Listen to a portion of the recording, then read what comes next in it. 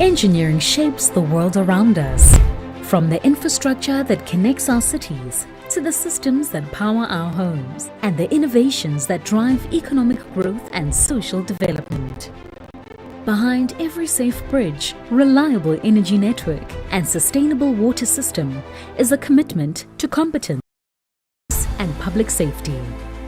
In South Africa, this commitment is upheld by the Engineering Council of South Africa, ECSA, which serves as an effective regulator assuring public safety.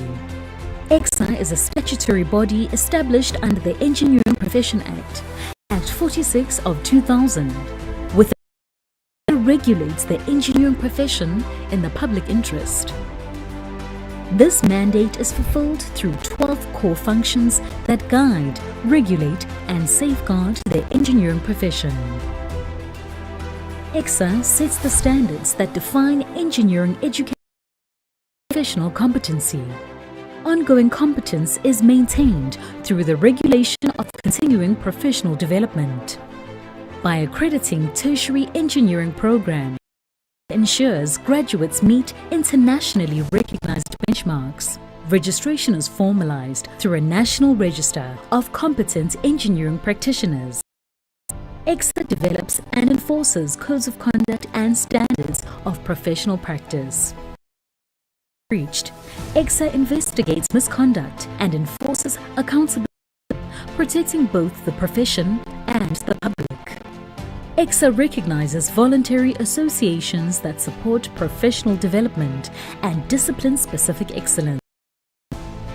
Through international agreements, ECSA enables mobility for South African engineering. ECSA recommends the scope of engineering work to the Council for the Built Environment and advises government on matters affecting the engineering profession and the public. Each year, ECSA publishes guideline fees and scopes of work to promote transparency, clarity, and fairness. Engineering regulation is more than it's about public trust. It's about recognizing competence. It's about ensuring compliance.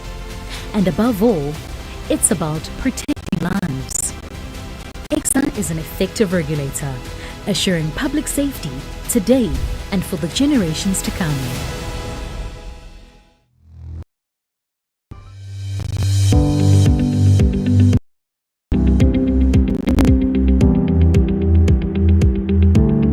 The South African Institution of Civil Engineering is at the forefront of advancing civil engineering practice in South Africa for more than.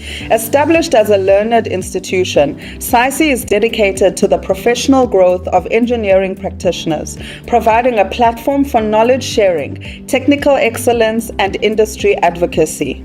Through its commitment to education and continuous professional development, SAICE nurtures the next generation of civil engineering professionals, ensuring that they are equipped to tackle the challenges of the evolving industry.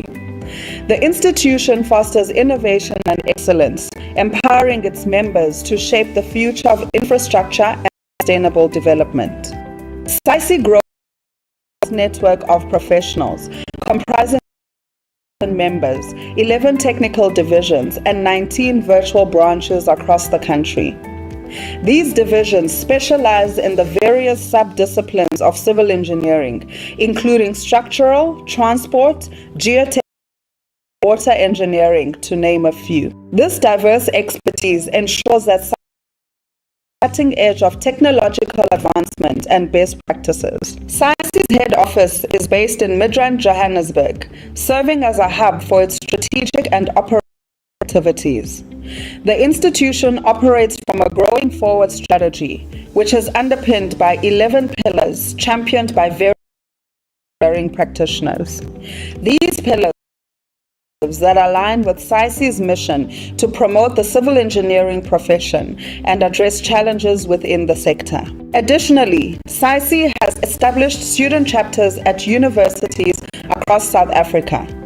These chapters play a pivotal role in engaging the next generation of engineers and fostering their development from an early age. supported by various panels, including the Future Leaders Panel, History and Heritage Panel, and the Journal Editorial Panel. Each of these panels contributes to advocating SAICE's mission by promoting professional growth and preserving the rich heritage of civil engineering. Advocacy is a key pillar of SAICE. The institution plays a crucial role in influencing policy, championing ethical engineering practices, and addressing industry challenges. The committee actively engage with government and stakeholders to drive positive change. Additionally, the SAICE Infrastructure Report Card, published every 5 years, provides a critical assessment of the state of the nation's infrastructure, guiding decision makers and policymakers towards sustainable infrastructure practices. SAICE is the Strategic Infrastructure Working Group, which focuses on engaging the SAICE leadership team in scoping strategic objectives for the advancement of civil engineering practice. This group creates an avenue for thought leadership, technical discussions, and the exchange of best practice ideas with infrastructure stakeholders. At its core, SAICE is more than an institution. We are a community of dedicated professionals that are shaping the built environment. With a legacy of excellence and a vision for the future, SAICE continues to inspire, educate, and advocate for excellence in South Africa and beyond. SAICE remains committed to supporting and growing civil engineers, ensuring that our nation's infrastructure is built on a foundation of knowledge, integrity, and innovation. Together, we build South Africa. Together, we build the future.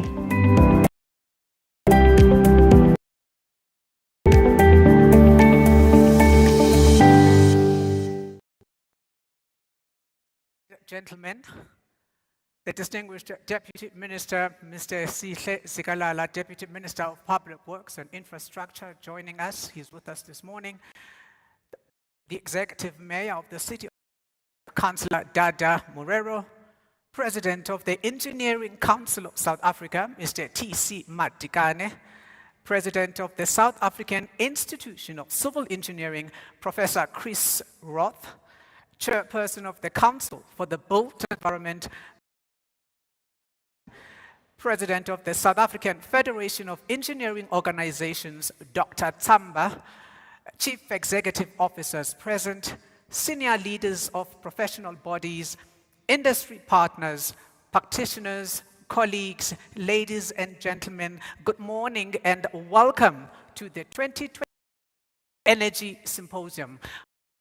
And I have the immense pleasure of being in the driving seat for the next couple of hours. We convene under the theme, Engineering for Sustainable Development, Empowering Innovation, Inclusion, and Impact. A theme that speaks directly to the demands now placed on the profession across infrastructure delivery, energy systems, mobility, the built environment, and the quality of public life more broadly. It also reflects the significance between the Engineering Council of South Africa and the South African Institution of Civil Engineering, a partnership that brings together regulatory oversight and professional advancement in service of a resilient, credible, and future-facing profession. We're now going to proceed with the formal program, beginning with the singing of the national anthem. But before we go there, ladies and gentlemen, if you'll indulge me, the anthem should not be seen as a routine inclusion in a gathering such as this. The national anthem should be seen as a moment for reflection, a moment that calls us back to service and to the responsibility that sits at the center of the work that is undertaken by each and every single one of you here as engineers. It is common knowledge that engineering shapes the conditions within which society functions, shapes our roads, our energy systems, our bridges, our cities, our water infrastructure. The outcomes of this work are not abstract. They carry consequence and consequences. They affect safety, dignity, access, productivity, and every movement of a nation and the economy. In that sense, ladies and gentlemen, the work of the engineers should never be viewed as merely just being technical. For the work of the engineer is foundational, and it is nation. And so, as I ask you to rise and stand as we are about to sing the national anthem, we do so not only in respect for country or respect for the flag, but in recognition of the seriousness of calling that has been bestowed upon each and every single one of you as engineers. As we appeal for wisdom, stewardship, and integrity, may God bless Africa. May we all rise and sing the national anthem.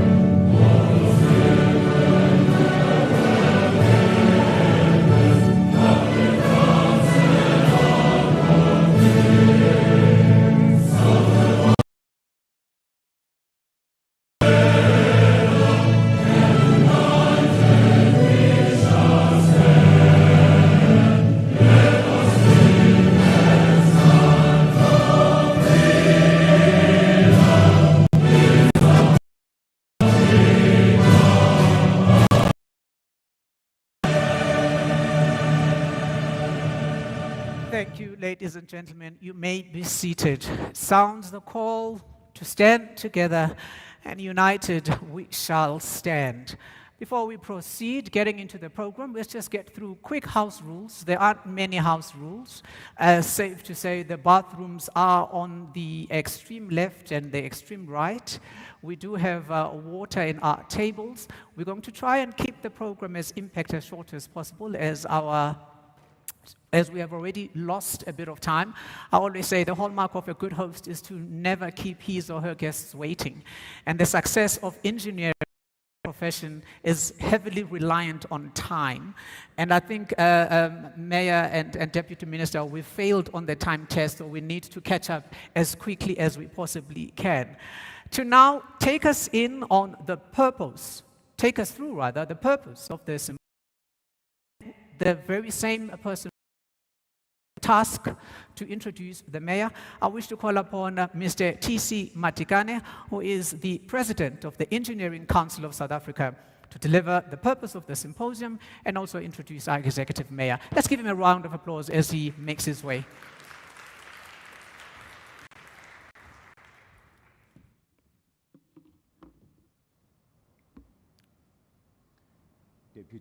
Deputy Minister of Public Works and Infrastructure, the Executive Mayor, the MEC, the President of South African Federation of Engineering Organization, President of South African Institute of Civil Engineering, Vice President of ECSA, SAICE CEO, SAICE ECSA Acting CEO, members of Governing Council who are present, registered persons who are also present, voluntary associations who are also present. Ladies and gentlemen, good morning. I stand before you today to present the rationale behind the 2026 Engineering Symposium. Some of you will remember in 2023, we hosted Africa Engineering Week as the Engineering Council of South Africa. And that Africa Engineering Week was so successful, and there was a request from registered persons, from various stakeholders, that as ECSA, we should organize a symposium. And indeed, we organized a symposium, and in consultation with the VAs,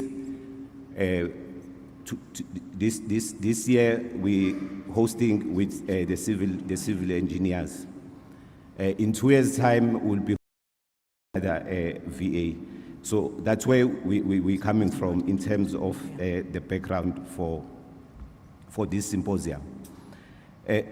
Ladies and gentlemen, as you are aware, the infrastructure is designed by engineering practitioners and signed off by engineering practitioners and built by engineering practitioners and maintained by engineering practitioners. The last part, the maintenance, is very critical, colleagues. This highlights the role of the engineering practitioners in supporting a system that continues to build and contribute a better life for all and improve economy, and more importantly, for sustainable and innovative, impactful infrastructure. It further points the relevance of engineering profession in responding to the sustainable challenge, and how inclusive and how equitable education can bring new perspective, and thus the shortage of engineers is one of the principal challenges that we have in Africa and in South Africa at large. In the report done by Haida Horner, she notes that engineering is rapidly involved in new era, actively designed in future using AI, sustainable material, and bioengineering. The report continues, it covers the historical background that is grounded in physics, concrete, steel, and thermodynamics. Today's way of working, where engineering practitioners work with living tissues, machine learning, quantum data, and program materials. These type of engineers who are not reacting to challenges using the same way of thinking, but reimagining how the world should function at the system level, from energy and mobility of healthcare and city planning. Engineering is pushing past conventional limits to territory once left to the futurists and fiction writers. This is what engineering of sustainable development means. It is about designing and thinking beyond what is required for today. It's about considering the future, producing what will be needed for the next generation to come. It is about security, sustainability. More than anything, it's about impact. It moves away from the norm and the challenges and manipulates physics, decades of transformation.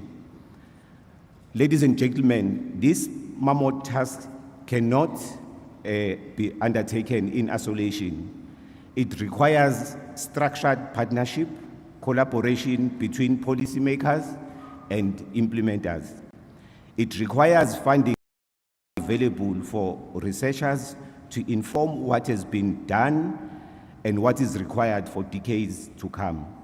It requires innovation to embrace, and it also requires regulatory bodies to oversee and ensure that those who will be conducting are competent and are performing what is within their ambit of knowledge and competence. Ladies and gentlemen, this task is about ensuring public safety. And public safety is very critical So this symposium is meant to address how do we as engineering profession reframe our way of doing things to adapt to the technological advances in artificial intelligence, big data, Internet of Things, to address the basic human needs. It further answers the question, how do we ensure the profession is inclusive, transformative, impactful, through active participation in the attainment of sustainable development goals. Ladies and gentlemen, the symposium by end of day 2 should provide tangible solutions to we meet sustainable development goals. It should also highlight through the panel discussion as well as paper presentation, how can we reinvent our processes and systems to adapt the new way of doing things? How do we frame our education and curriculum? What materials can we use to ensure energy sustainability? How can agriculture engineering practitioners lead us and guide us to ensure that we can plant, grow, harvest, and sell and produce and contribute towards economic sustainability while reducing poverty? Engineering fraternity has a vast role to play. It has a potential to own the change required by the world. It has the power to be a catalyst of change. So we engage in these discussions today and tomorrow. We may think, how do I solve problems for tomorrow? How do I engineer for sustainability? How do I ensure inclusivity, growth, and impact? Ladies and gentlemen, we should, at 2028 Engineering Symposium, with another voluntary association, present to the fraternity tangible steps that we have taken to come closer to the attainment of the Sustainable Development Goals. I thank you.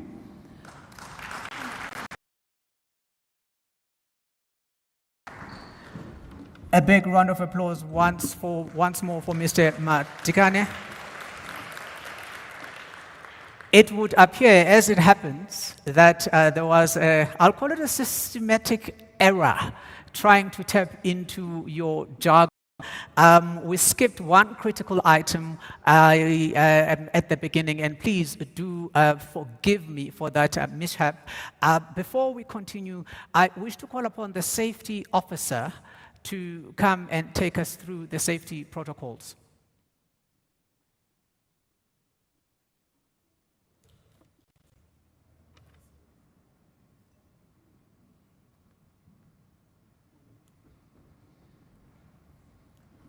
Good morning. Thank you for attending. We should have started with this at the beginning of the event. In terms of evacuation while you're in the building, we have demarcated places for evacuation when in this room. The first rows can utilize emergency on the side. It will be actually be done with the evacuees who will assist you. At the back, you need to go also on the other side. As well as we have designed it on the upstairs as well. There is fire evacuation places that you can utilize. And once we have to do that, we'll coordinate in terms of evacuating the building. Thank you very much. Thank you, sir. Now we know our way around, and I'm sure we're feeling a bit much more comfortable and safe, considering that we are now quite au fait with our surroundings. Getting back to the program, ladies and gentlemen, and trying to catch up with the time. I'm now going to call upon for our welcoming remarks the MMC for Development and Planning from the City of Joburg, Councillor Eunice Mqina. Oh, is Mayor doing it? Oh, okay. We off. I sincerely apologize. We're off on a bad start. We will get it right. We will get it right. We will get it right. I apologize once more, and I'll take one for the team. I'll take one for the team. you do get a bit thrown off, and now you're trying to find your feet once more. To introduce the Honorable Mayor, may I then please have, because now things have changed, and these are not going according to the sequence. So please, once more, do pardon me. Maybe I should ask my principals, who was tasked then to do the introduction? Because Councillor was going to do the introduction. Okay, well, I'll take the liberty. Oh, sorry about that. Will you? Yes. Please do the honors. Thank you very much, and good morning to the DM, the Honorable Mayor, and my principals, and our delegates, and all the colleagues.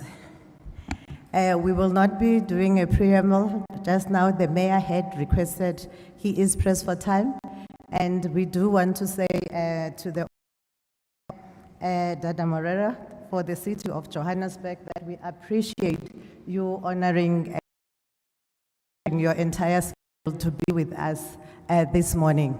So the mayor will be doing the welcoming in this event so that the event can be officially open. Thank you.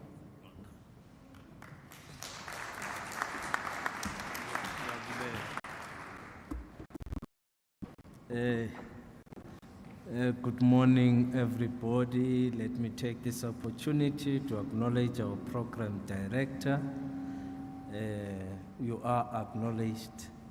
Of course, acknowledge the president of the Engineering Council of South Africa, Mr. Madikani, the South African Institute of Civil Engineering, Chris Roth, the leadership and senior officials of all engineering professions.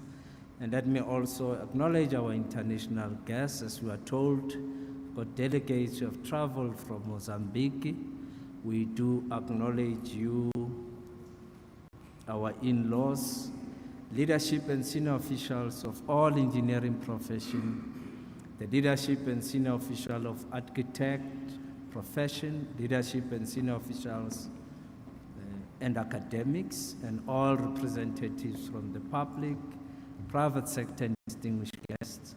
And let me take this last and important opportunity to acknowledge our Deputy Minister of Public Works and Infrastructure, Mr. Sihle Zikalala. I chose to acknowledge him last because I want to tell you a story about KZN. I attended an important meeting of the African National Congress, the party I belong to, which was hosted in one of the big stadiums. At that time, Mr. Zikalala was the Premier of KwaZulu-Natal. As I arrived at the stadium, the first police checkpoint, I was ushered to where I was not supposed to go to because I did not have the VIP accreditation. But the first checkpoint, they said, Mhlonishwa, it is uhambise. So I thought, what's happening here? So I became the Premier for KwaZulu-Natal until I arrived at the private suite, which I did not even have accreditation, and I saw being accepted by officials of eThekwini and ushered to a private suite. And they kept on saying, Mhlonishwa, Mhlonishwa, Mhlonishwa. So thank you, Deputy Minister Zikalala. That day I was really honored in your province. Somehow they thought I was the Premier of the province. It is my great honor and privilege on behalf of the city of Johannesburg to welcome you all in this important event, and of course for choosing Johannesburg as the host of this engineering symposium. I'm not alone this morning. I'm traveling with the member of the mayoral committee responsible for development planning and all matters related to engineering services falls within her responsibility. MMC Councillor Eunice Mqina, who will be staying throughout the session with you. I acknowledge you, my MMC, and I know that your heart is here. You have been serving in the development environment for the longest of time. It is also important to note, Deputy Minister and the leadership of the engineering services, that I will not be able to stay throughout, as I've also have another commitment to honor this morning in the south of Johannesburg. We are particularly delighted because, as you all know, the city of Johannesburg is a city with a rich history and a dynamic future. In this regard, it is the perfect setting for this conversation to happen exactly in Johannesburg. As us, engineering is the backbone of our future, and as a world-class African city, we believe it shapes the way we live, move, and connect. Engineering has been central to our growth and transformation as Johannesburg, from the design of resilient infrastructure to the expansion of sustainable energy systems, and for the modernization of our transport networks to the innovative water management solutions that safeguard our communities. We are proud of the many engineering accomplishments that have defined Joburg's progress and future. Key to some of this relates to our Rea Vaya bus rapid transport system, which has indeed revolutionized our public transport, providing safe, affordable, and environmentally friendly mobility to thousands of residents daily. We are also indeed moving into smart electricity, microgrids, and renewable energy projects that we have already implemented within the city of Johannesburg to demonstrate our commitment towards the greener future. Just yesterday, I unveiled an important project in the city, launching 14 electric vehicle charging stations in one of our facilities in Johannesburg, which is an indication of the work that we are doing in moving towards a greener future in Johannesburg. Ladies and gentlemen, yes, there are challenges, especially in terms of our infrastructure. The water and sewer infrastructure has been at the top agenda of the work that we do in Johannesburg. And I would suppose yourselves as engineers sitting here today, you are thinking of solutions to help Johannesburg to invest in our pilot program. You do know our infrastructure, our pipes is asbestos pipes, which now has proven that they can no longer sustain our infrastructure and the supply of water in Johannesburg. We're experiencing just over about 10,000 leaks month to month as a result of the old infrastructure on water and sewer. And therefore, we have taken a decision to invest in our infrastructure. We're sitting with about 12,600 kilometers of water pipes in Johannesburg. We have therefore taken a view that we will invest in the current financial year and raise an amount of about 13 billion rands with an intention to replace 2,600 kilometers of pipes. This will lead us to at least the saving of about 10% of our water losses, which accounts to about 40% currently, and it will result in the saving of 100 million annual basis. We are happy to be here. We are delighted to interact with engineers who we hope they will help us to find better solutions in our infrastructure. And in their planning, they should look into the future so that 100 years we do not face the current infrastructure challenges that we have. If we are able to think beyond and plan better for the future of generations to come. We have accepted that in the next few years, at least 70% of South African population will be or are already moving into urban areas. So our planning requires that all of us focus into the future and plan for future generations that will be occupying cities and urban areas of the future. May this symposium inspire new ideas, strengthen partnerships, and chart a bold path for the future of engineering, not only in Johannesburg, but across South Africa and our great continent of Africa.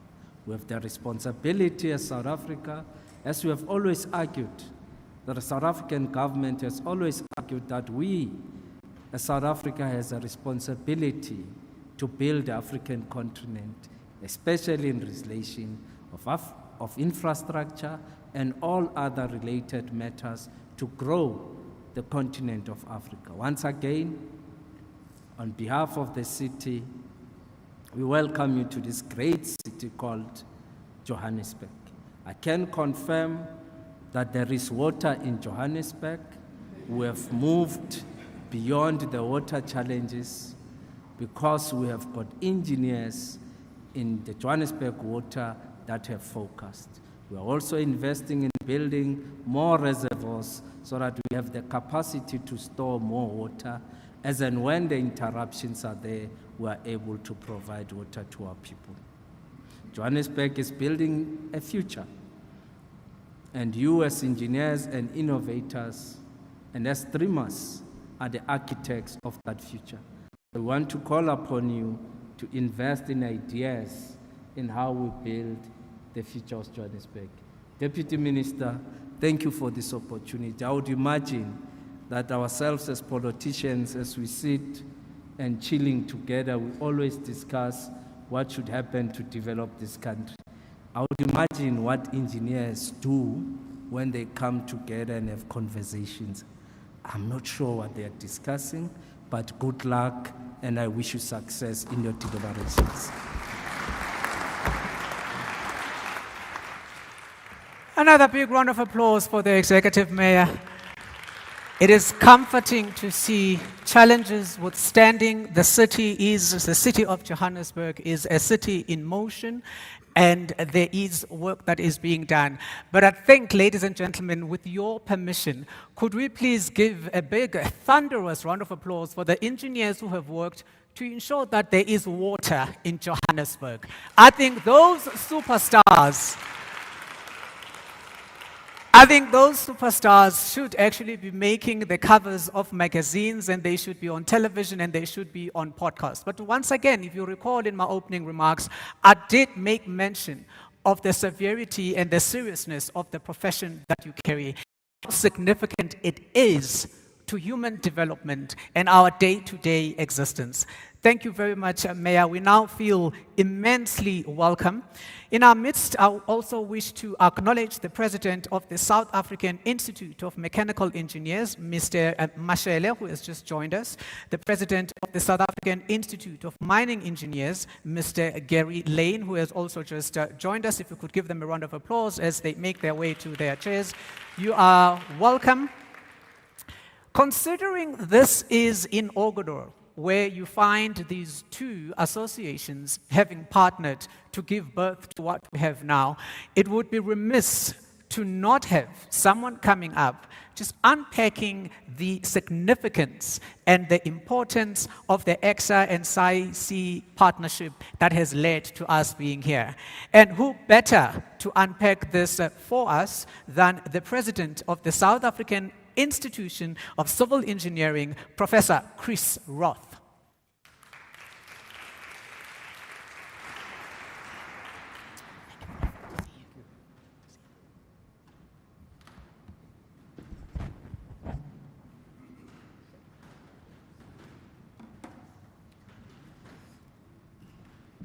Thank you, Mr. Program Director, and good morning to all. Deputy Minister, Mr. Mayor, MMC, the ECSA President, the SAFIO President, and as we've heard, a few other presidents have just arrived, the CEOs, the honoured guests, the speakers, and all the attendees here today.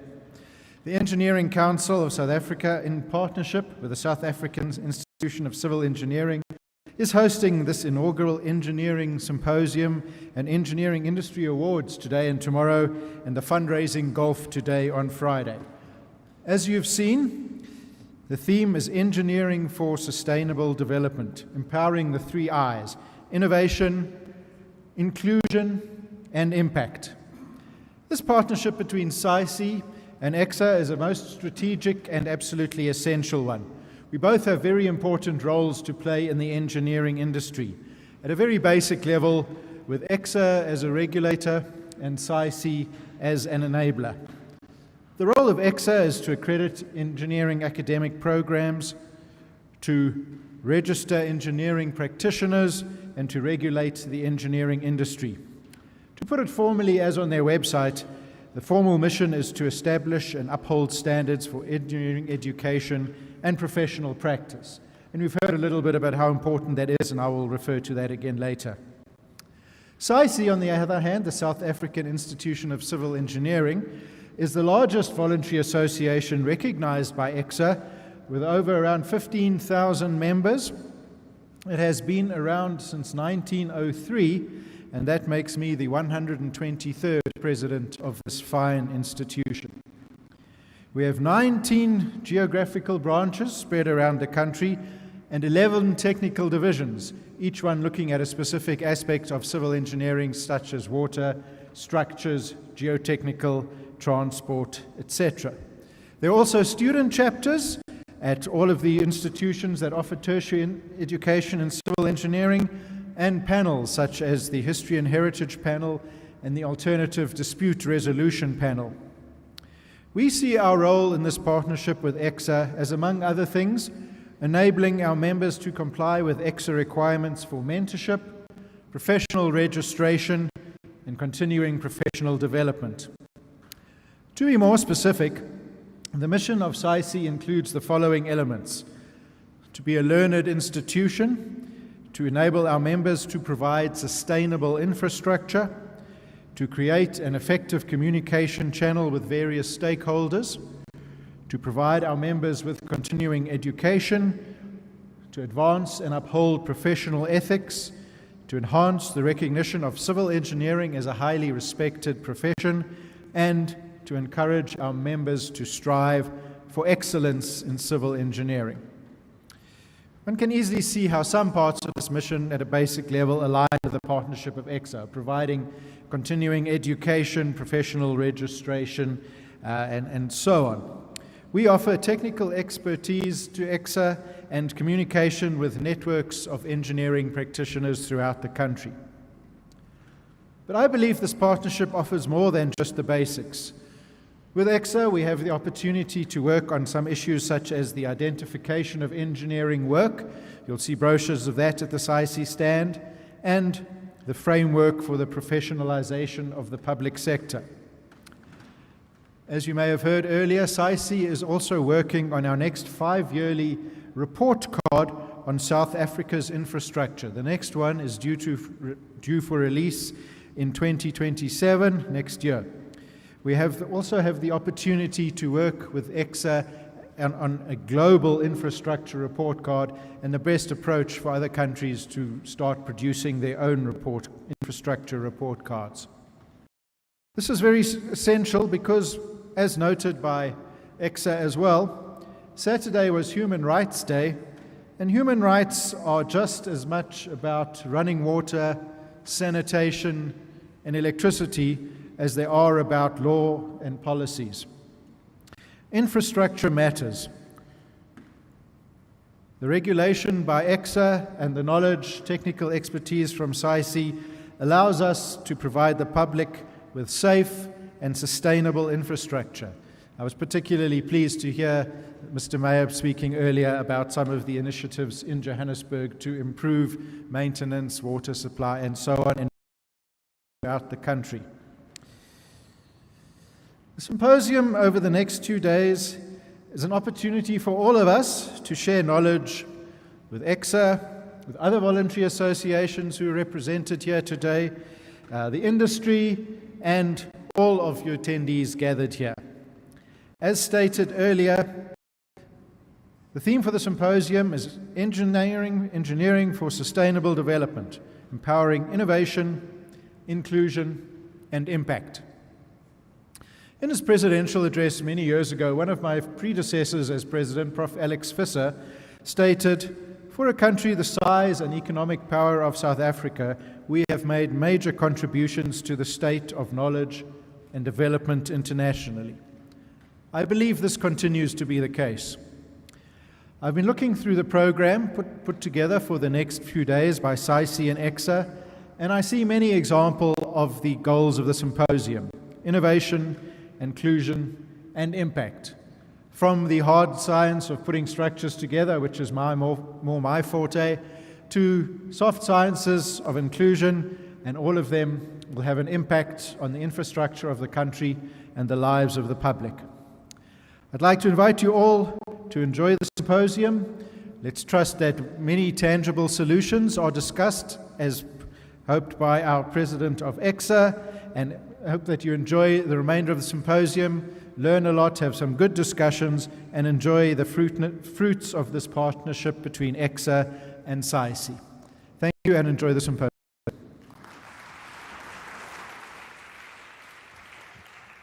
Thank you, Professor Roth. We're now going to call upon the President of the South African Federation of Engineering Organizations, Dr. Tsamba, to deliver a message of support. Big round of applause for Dr. Tsamba as he makes his way to the front. The round of applause is very important as it signifies that the speaker is indeed recognized and welcome. I think he deserves another round of applause. Thank you, Dr. Tsamba. Bon dia. Good morning. Your Excellency, Deputy Minister,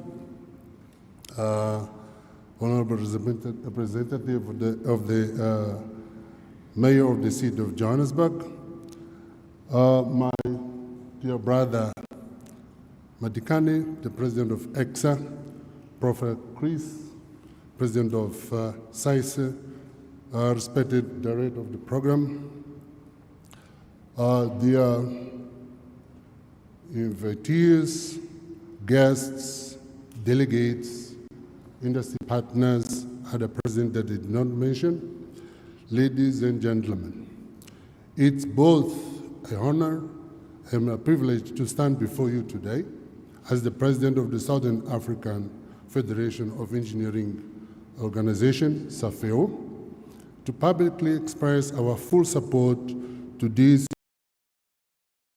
symposium, occasion for the Engineering Council of South Africa and its partner, SAICE.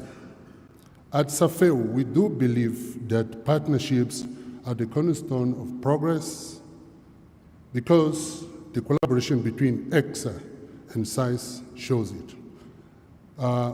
This is witnessing today and exemplifies how voluntary associations can strengthen professional positioning, enhancing employability, and ensure that engineers are not only problem solvers, but nation builders as well.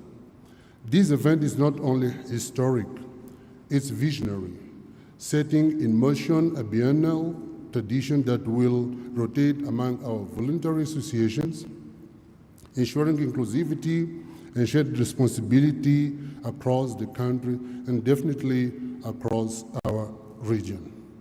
The success of 2023 African Engineering Conference and Africa Engineering Week hosted by ECSA demonstrated the power of convening engineers to deliberate on matters central to our profession and our societies.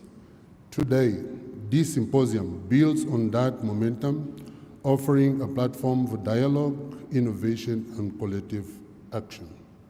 Ladies and gentlemen, SAFEO has recently adopted a new policy direction through which every member country is projected to co-organize with SAFEO assistance and host scientific and technological events in specific thematic area of regional interest.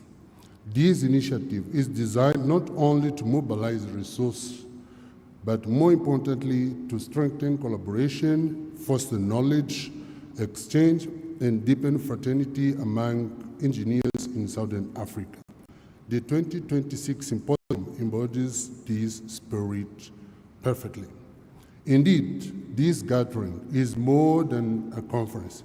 It is a platform convergence where innovation meets inclusion and where engineering asserts its rightful place as a catalyst for sustainable development.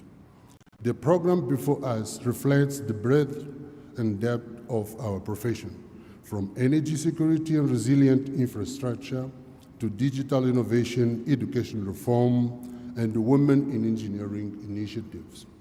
These are not abstract discussions. They are building blocks of Africa's future. We are particularly encouraged by the focus on sustainable development goals, from clean water and sanitation to climate-resilient cities, circular economy practices, and innovative applications in industry. These focus on sustainable development goals, particularly the role of engineering in advancing sustainability, resonates deeply with SAFEO's mission. Through panel discussions and paper presentations, we will explore how engineering can drive climate resilience, energy security, infrastructure modernization, and inclusive development. These are not distant aspirations. They are urgent priorities that demand our collective ingenuity and ethical commitment. The parallel panels on education, digital transformation, and inclusive talent pathways resonate deeply with our mission as SAFEO to empower young engineers and to ensure that no voice is left unheard in shaping the continent's development trajectory. These discussions remind us that engineering is not just about structure and systems, but about human dignity, equity, and resilience. As President of SAFEO, I affirm our full support to this initiative. We see this symposium as a catalytic agent for regional collaboration, a platform to inspire young engineers, and a space to showcase the transformative role of our profession in shaping sustainable futures. On behalf of SAFEO, I congratulate ECSA and SAICE for their leadership in hosting this landmark event. May this symposium set a precedent of excellence, inclusivity, and impact, and may it strengthen the bonds of fraternity that unite us across Southern Africa. Muito obrigado.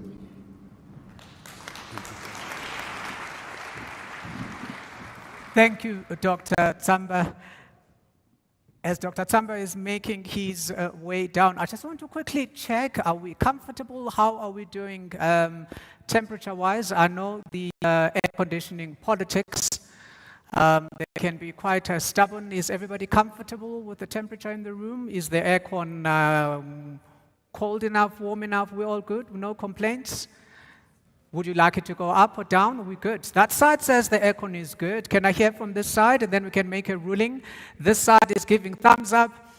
The ones at the back are always neglected, and no one is going to be left behind as we move forward. The colleagues at the back, are we quite happy with the aircon?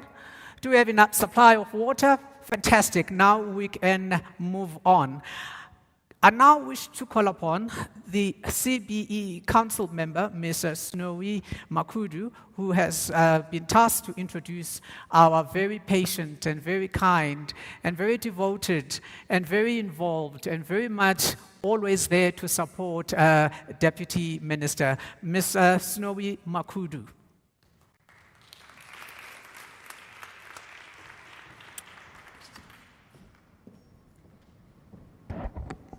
Thank you, Program Director. I see we are still tied.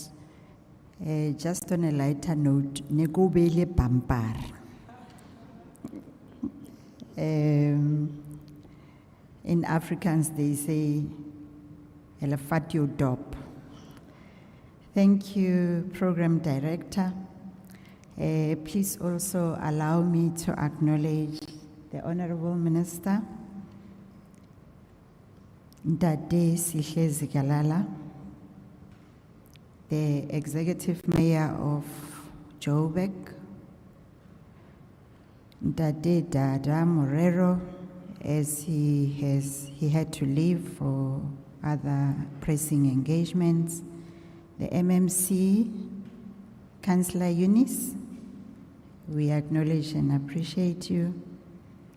Our host partner organizations, ECSA and SAICE, the president of ECSA, Dade TC Madigani, the president of SAICE, Professor Roth, the president of the South African Federation of Engineering Organizations, Safio, Dr. Tsamba, bon dia. The leadership from the built environment professions, and most importantly, our leadership from CBE, the CEO, Dr. Mieza. I should also acknowledge the Vice President of ECSA, Memashia.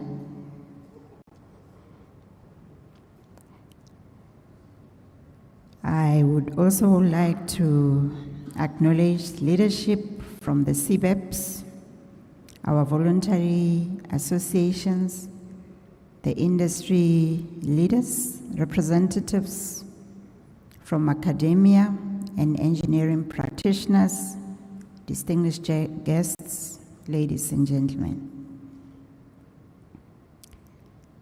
The symposium marks an important milestone in Africa, as it's a platform that has been created to deliberate on how engineering can meaningfully contribute to sustainable development, inclusive economic growth, and positive social impact. With the theme as indicated, Engineering for Sustainable Development, Empowering Innovation, Inclusion and Impact, we really need to respond to issues that should make an impact, especially when we talk about the climate change, strengthening the infrastructure, the climate change resilience, ensuring water security, advancing digital transformation, and promoting ethical governance, whilst developing the future skills required for the rapidly evolving economy. It is indeed pleasing to see the collaboration between ECSA and SAICE, and as the president of ECSA has mentioned, we will appreciate to see more voluntary organization joining with ECSA in the subsequent years. As a Council for Built Environment, we strongly support such platforms to make sure that we elevate professionalism, we promote dialogue, we promote accountability, and reinforce the contribution of engineers to Africa as a whole. Ladies and gentlemen, allow me to pause a second and indicate to Mhlonishwa Deputy Minister Zikalala that he's one of those leaders that are actually making our kids to look forward to contributing better into this continent. And most importantly, he allowed us in as the profession in environmental management to join the built environment, because for quite some time that has never happened. Ladies and gentlemen, it is my honor to introduce our keynote speaker, Honorable Deputy Minister Sikhe, to deliver our keynote address.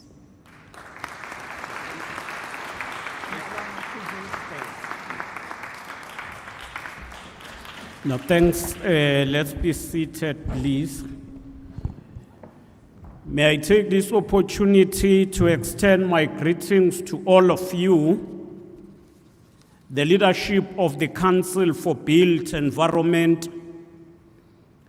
as well as the leadership of the Engineering Council of South Africa and the Civil Institution of Civil Engineering, all our professional bodies that are here today. Ladies and gentlemen, I extend my greetings to all of you from our program director, the president of ECSA, Mr. Matikane, Professor Roth, Ms. Makudu from the Council of the Built Environment, Dr. Mieza, our CEO, Ms. Sikadi, the CEO of SAICE, Councillor Mgcina. Ladies and gentlemen, it is an honor to join you at this inaugural engineering symposium hosted by the Engineering Council of South Africa in partnership with the Civil Institution for Civil Engineering. This platform does not only recognize the need for public-private partnership, it further drives an importance of dialogue on the role of engineering in ensuring sustainable development and meeting the United Nations Sustainable Development Goals. As we all know, the Sustainable Development Goals are premised on one key tenet, and that is leave no one behind. The entire globe must move to unison to meet the Sustainable Development Goals. Indeed, the theme of this symposium, which underline empowering innovation, inclusion, and impact, speak direct to issues that are at hand, especially when we talk of inclusive society. The role of engineering fraternity is exactly that, which is to identify, drive, and empower the innovation presented by profession. Secondly, to ensure inclusion in the provision of infrastructure that caters for the need of the economy and the public at large. Thirdly, to make an impact through driving economic growth and providing safe and reliable infrastructure. We are moving as the country toward meeting the National Development Plan, which is Vision 2030. The clock toward 2030 is moving fast, with a number of implications for us as the country and the continent. The 2024 Africa Sustainable Development Report paints a sobering picture in this regard. Of the 32 measurable SDGs target reviewed, only 6% are on track to be achieved by 2030. South Africa's own progress reflects that of a continent as well, which is at 6%. The Sustainable Development Goals Country Report of 2023, issued by Status A, showed that while strides have been made in education, healthcare, sanitation, and gender equality, deep-seated challenges still persist. As part of this, we need to fight and eliminate inequality, which remains stubbornly high. We need to deal with violence against women, which continues to undermine social cohesion. We need to attend to climate challenges that impact on the vulnerable groups.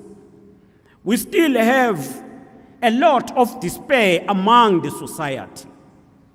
While these are challenges, but this is not the time to despair. It is time to ensure that we improvise on innovation, resilience, and technical excellency. At the center of this reimagination lie one profession capable of turning the continent's ambition into action, and that is engineering. The presidency has already begun to rethink how government coordinates efforts to achieve the National Development Plan and ensure that we attain the SDGs. What remains is the decisive integration of all sectors and ensure that they play their role. And in this regard, the engineering expertise will be much needed. From designing climate-resilient infrastructure to advancing renewable energy systems, from digital innovation to sustainable agriculture, engineering is the critical enabler that can accelerate South Africa's progress toward meeting the SDG targets. Infrastructure has always been the backbone of progress. In the context of the SDGs, infrastructure must do more than connecting people. It must protect the planet and promote equity. Every bridge, dam, school, and power grid must now be designed with resilience in mind, accounting for climate shocks, resource scarcity, and future urbanization. Engineering solutions that deliver clean water and sanitation, reliable energy, and sustainable transport system needs to meet the expectations that we've put for ourselves in the SDGs. This includes working on issues of health, economic growth, and sustainable smart cities. In this regard, climate action is no longer just about environment and environment. It is an engineering challenge. Engineers hold the tool to mitigate emissions, to design adaptive infrastructure, and transition of industries toward renewable energy systems. South Africa's journey toward a just energy transition depends on technical ingenuity of its engineers in designing power grid for diverse energy sources, optimizing use, and developing low-carbon technologies. The fourth industrial revolution presents another opportunity to align engineering with the SDGs. Emerging technologies such as artificial intelligence, robotics, and the ones that are shaping the new manufacturing system needs to be accelerated for economic growth. But their potential will only be fully realized when integrated human-centered design and ethical framework. Engineering education and practice must evolve to prepare professionals who can harness these technologies responsible to build sustainable and ensure that digital transformation reduces rather than reinforce inequality. No society can thrive if the larger segment of its population are excluded in its progression. Engineering must reflect the diversity of our society, increasing the representation of women, the historical marginalized group in engineering, is a and also a strategic advantage. Diverse team design better, develop more inclusive solutions that are grounded in empathy and responsiveness to the society. So when we were coming in, I was quite amazed by this big audience, well organized, and you deserve a big round hand of applause. And on that note, we just need to add a bit, ensuring that we inculcate this women empowerment, especially young women from our rural areas and townships. If we say leave no one behind, we must talk to young girls. We must also include boys from our township and ensure that there is no one who is left behind. Initiative to mentor young girls in STEM field, to expand access to technical education, and to support emerging engineers from underrepresented backgrounds will be crucial to the country's developmental trajectory. Beyond gender, inclusivity must extend to how engineering interacts with communities. Sustainable development demands that infrastructure is designed not just for the people, but with the people, and integrate their social values, environmental and cultural dimensions from the conceptual stage up until completion and thereafter throughout maintenance. This participatory approach to engineering fosters trust, builds local ownership, and would ensure that serve long-term. There is a general recognition that advancing the SDGs requires systemic transformation. Our standards, accreditation processes, and professional guidelines must reflect a clear sustainability ethos. Universities and training institutions must align their curricula with the principles of environmental stewardship, ethical governance, and digital fluency. Continuous professional development must equip engineers with tools to respond to emerging challenges such as climate adaptation, water scarcity, and resource circularity. Partnership is of great importance.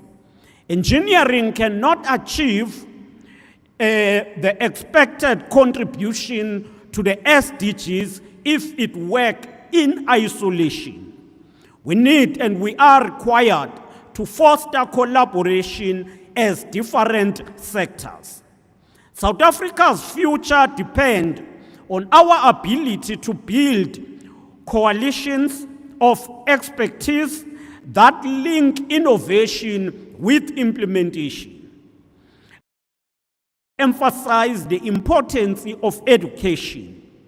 And as a country that continues to transform, we need to ensure that we build a culture of learning. For this to happen, we must be in love with science, and we must ensure that learners in our schools at a young age are encouraged to focus on STEM subject.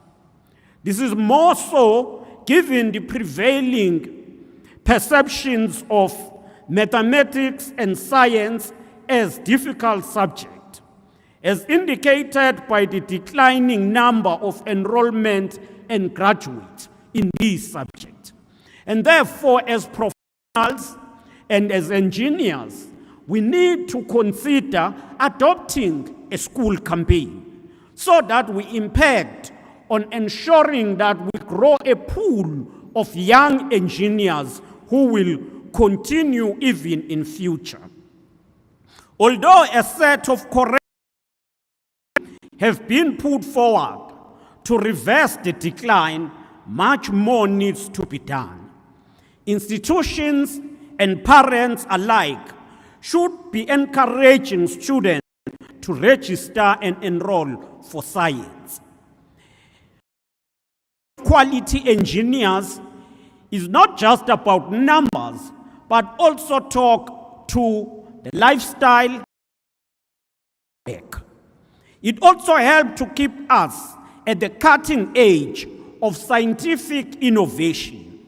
Some of the work that we have requires skilled engineers, and it needs engineers to continue themselves rather than be stagnant. This therefore requires that we learn and learn, but work and work as if we are tomorrow. We need to be professionals who invest in education, but at the same time, professionals who work hard to ensure tangible deliverance. While it is easy to mourn about things that have gone wrong in the past, the more important thing to do is to ensure the damage we inherited from the apartheid system, the damage we have seen in the last years, and we all need to work together to build a better future.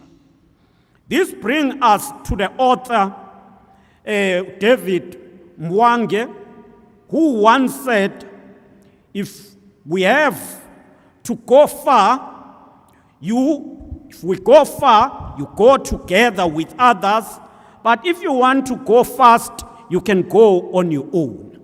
And therefore, collaboration and working together remains key in ensuring that we grow the future of our country.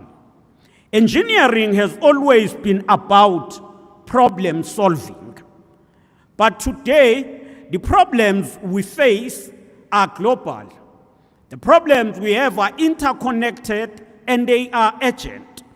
As we approach 2030, we cannot afford to be found wanting. We need transformative thinking. We need to ensure that we embrace ethical, sustainable engineering practice. This is the moment for the profession to lead, to build not only bridges of steel, concrete, but also bridges of opportunity that meet equity and hope. South Africa stands at a crossroad.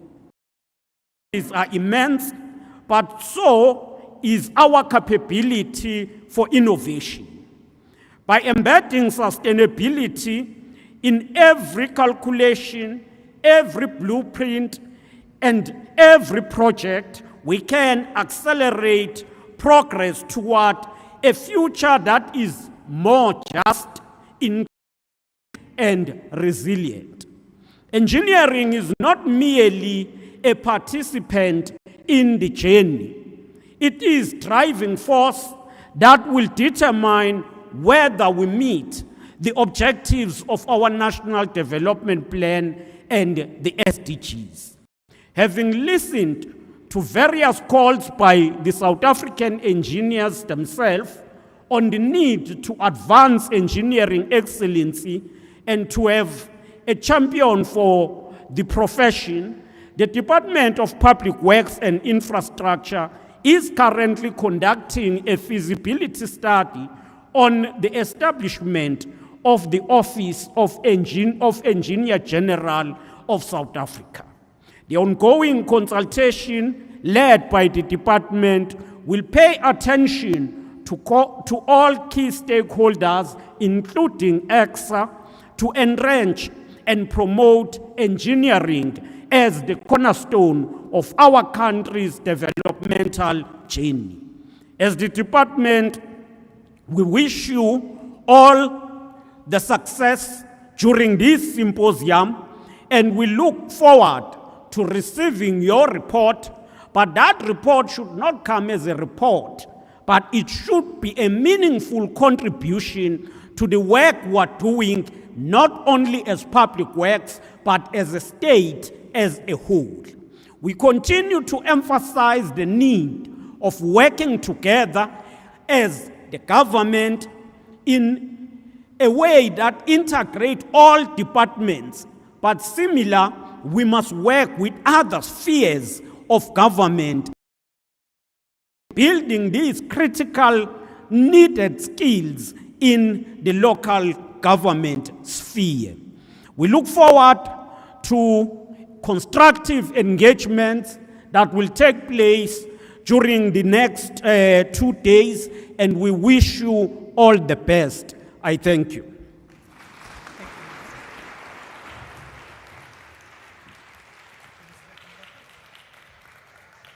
Another big round of applause there for that inspiring, energizing keynote address by the Deputy Minister. I have no doubt, I may not be an engineer, Deputy Minister, but I think the thought of the establishment of Engineer General is something big enough to excite the industry. And it just also goes to show, yes, we need those hands. We need those hands. It also now goes to show and to prove that the state is taking the profession seriously, and that the profession is being thrust into now key policy decision making where it matters most. And I think that also warrants a big round of applause. We understand that Deputy Minister has to be excused. We are your time, Deputy Minister. We will be calling upon you again and again and again and again. Maybe next time it would be through the inauguration of the Engineer General. But thank you once again, Deputy Minister. We really appreciate you being here. As Deputy Minister is making his way out, to call upon our the participants in a panel to make their way to the front, and also to you who have been here with us. You are also excused and you shall be taken to your respective seats, but thank you so much for your contribution. Thank you.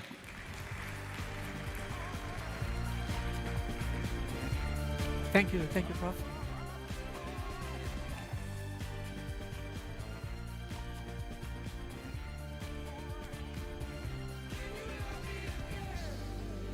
I know that we do have colleagues that are present and active on social media platforms. I know that there's a myth that engineers are uptight and not the most fun of people. Let's try and defy those myths. Our hashtag is hashtag ENG, as how they would abbreviate English. So it's hashtag ENG Symposium 2026. Hashtag ENG Symposium 2026. I mentioned earlier slight glitches, but I think we are now making progress towards running a smoother engine here. We've lost about 15 minutes from our program. We're going to try and recoup those 15 minutes that we had lost. We're missing one panelist.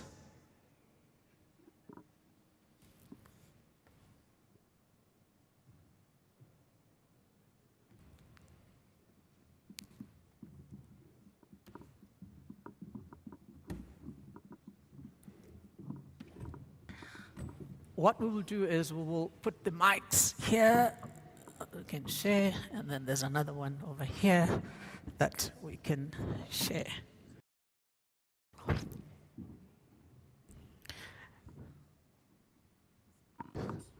Okay, so we're doing it Oprah Winfrey style. You get a mic, you get a mic, you get a mic, you get a mic. So there's your own microphone, sir. There's one over there. Oh, there's one over here.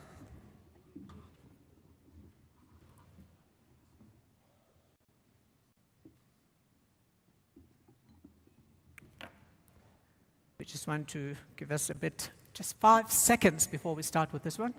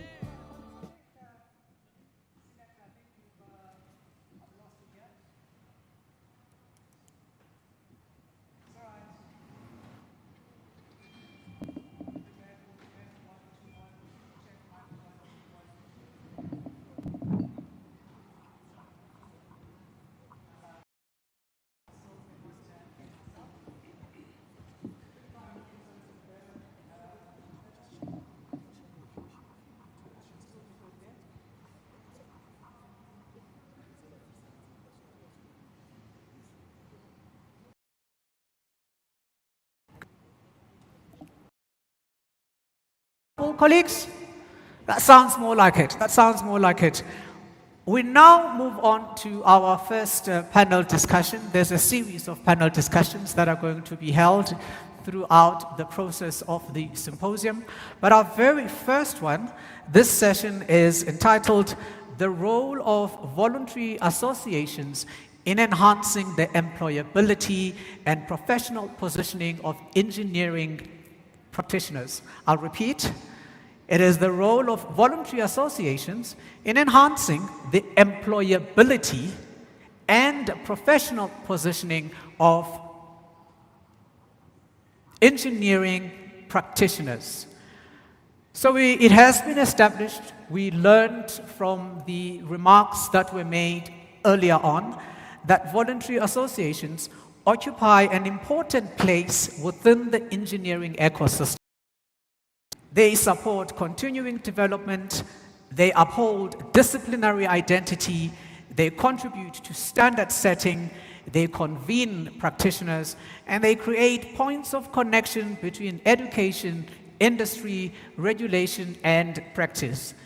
The discussion, therefore, ladies and gentlemen, concerns both the relevance and responsibility of how these institutions support positioning of engineers within the profession, and how they continue to expand and evolve in response to the changing demands across sectors. Joining me in the panel now, ladies and gentlemen, I wish to introduce our esteemed panelists, starting with Ms. Sikadi Payane-Tsagane, who is the Executive Officer of the South African Institution of Civil Engineering. We can give her a warm round of applause. A rose among the thorns. We move on to Mr. Chris Campbell, who's joining us as the Chief Executive Officer of Consulting Engineers of South Africa, SAICE. Big round of applause for Chris Campbell. Mr. Chris Campbell, we move on to Mr. Lienadze Mututwane, Chief Executive Officer of the South African Institute of Electrical Engineers, SAICE. A big round of applause for Mr. Mututwane. Mr. Marshall Newton, Chief Executive Officer of the South African Road Federation. A big warm welcome to him as well. Last but not least, Mr. Ansel Melembe, Chief Executive Officer of the South African Institution of Mechanical Engineering. As we move on with the conversation, I think I wish to caution you that we may not necessarily mention all the titles. Luckily, we do have the abbreviations. So we do have SAICE, we do have ECSA, we do have SAI, we do have SARF. I'm struggling with the last one, but we shall see. I prefer, I was hopeful that I would stand, but I would sit. We people who are, what do they call us? Vertically challenged. We prefer to stand as it creates an illusion of importance, and it's very good for our self-esteem because then we are looking down upon everyone. So when we get to sit, it is when we really feel how little we are. So sadly now I'm going to have to be that little person sitting among these incredible individuals. So I will take a seat and I'll sit over here. We'll start with SAICE. Ms. Sekati, SAICE has long served as a professional home for engineers with a mandate that definitely spans way beyond the technical exchange, the knowledge development, thought leadership, and professional community. So from SAICE's perspective, how should a voluntary association strengthen the employability of engineers beyond what I've just mentioned? Thank you so much for that. It's a real pleasure to be here at the SAICE Engineering Symposium, the first one. I think engineers need to understand that we are in a really different world than when we studied 10 or 20 years ago.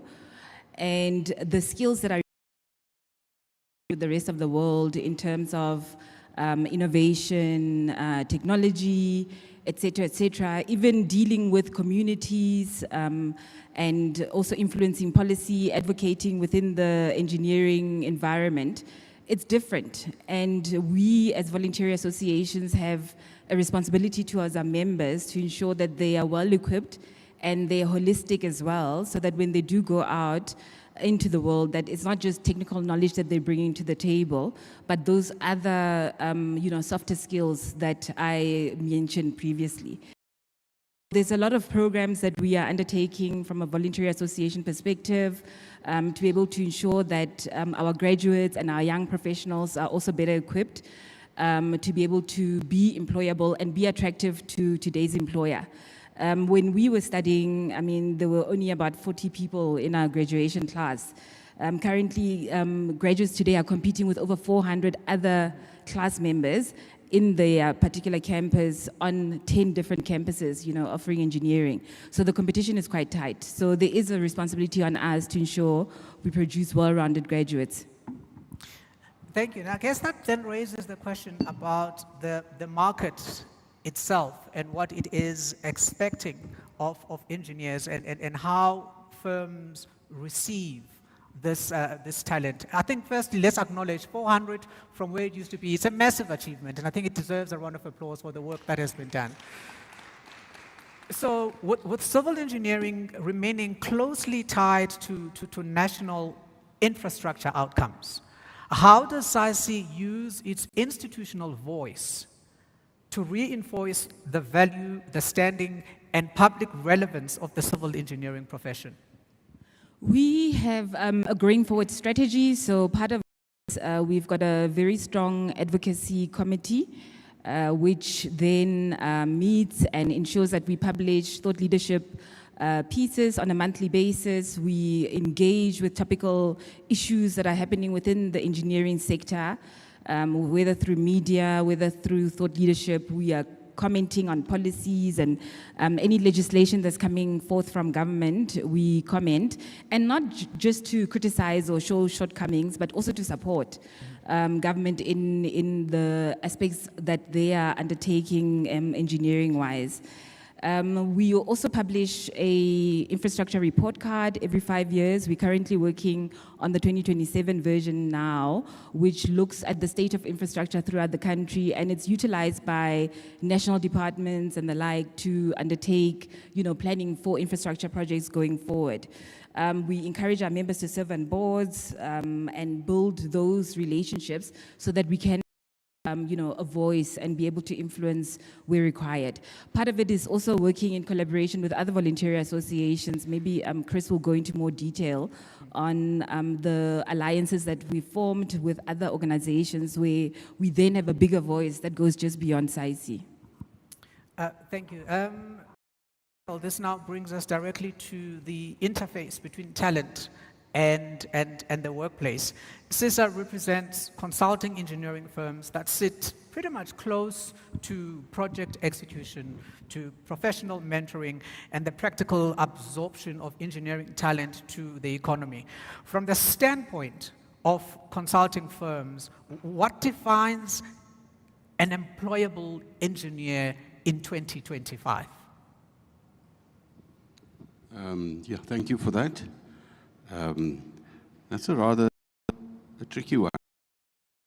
What defines an employable? I would imagine that any engineering practitioner that has been to an accredited institution that offers tertiary education would constitute as a basic qualification. The problem we have, of course, is when you talk companies and absorbing resources, it's a factor of need and demand. And hiatus we have around projects, much as we hear about turning the country into construction sites, we hear about R1 trillion plan. The work is there. The need is there. We have this inability to get out of the blocks. We can plan, talk, but we just never get to implement. I suppose a good follow-up there then would be, what then becomes the role of the formations in championing and advocating, in ensuring that the work that is in paper and that those plans that are there, they actually become implementable? One would imagine there has to be some, lack of a better word, I would say, not even cajoling in this regard. There has to be some force of sorts that then has to be placed to those who are standing in between entities being able to execute on their mandate and creating these jobs that are needed. What becomes of this? What then comes out of this in ensuring that this body go and fight for what needs to be done for the sector? And, I think the word you used earlier on in your introduction now was advocating.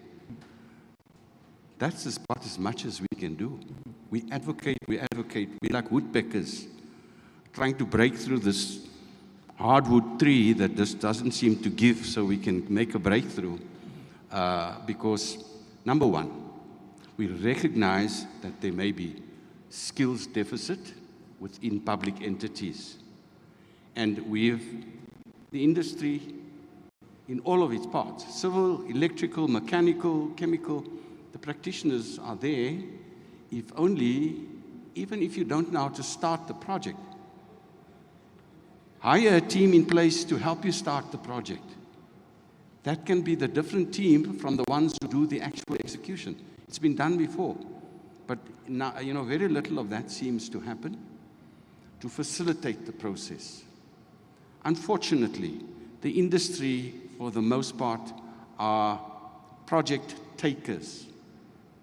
We wait for bids to be invited, and when the PPP processes start coming on board, and if we take our water sector and the dire need for us to address those challenges, there would likely be more opportunities, because in that instance, and if we look at the new Water Services Act, Water Services Amendment Act, the water service authorities who do not have in-house technical skills will have very little choice. but to look at models like Airwatt, the models that are being used in Bombela, and bring on board private sector partners to do the water services operations part of the business. And that then becomes an opportunity where companies can collaborate. I don't think one company should benefit. Companies collaborate, investors will come together, and we look at how can we collectively solve that problem, not as project takers, but as problem solvers. Moving away from being project takers to problem solvers.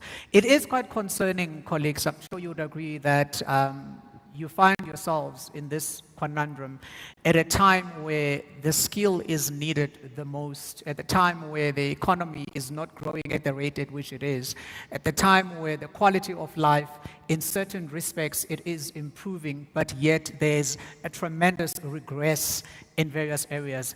Add to that the challenges now that we're faced with the climate change. One does not need to be a geologist to see, for example, how South Africa is now, we have more rain than we have, and it's in specific areas that warrant tremendous engineering work to be done. I do hope that in the decisions or in the panel discussions that are going to this matter of now moving from beyond just advocating to really imposing is something that would be looked into. I'm going to move to you now, Mr. Leonetse Mututwane, and we sit at engineering, electrical engineering. It sits at the center of energy reform, digital systems, automation, communications infrastructure, and merging all these technology platforms. How is SAICE, or SAI, you'll correct me, how is SAICE ensuring that electrical engineers remain professionally relevant and employable as the sector continues to shift through digitization, as I've mentioned, through decentralized power systems, through automation and these new technologies? How do you ensure that the engineers remain professionally relevant? Thank you, Program Director. As a voluntary association, we are recognized by the Engineering Council of South Africa. So our mandate, in essence, is to ensure that practitioners of electrical engineering,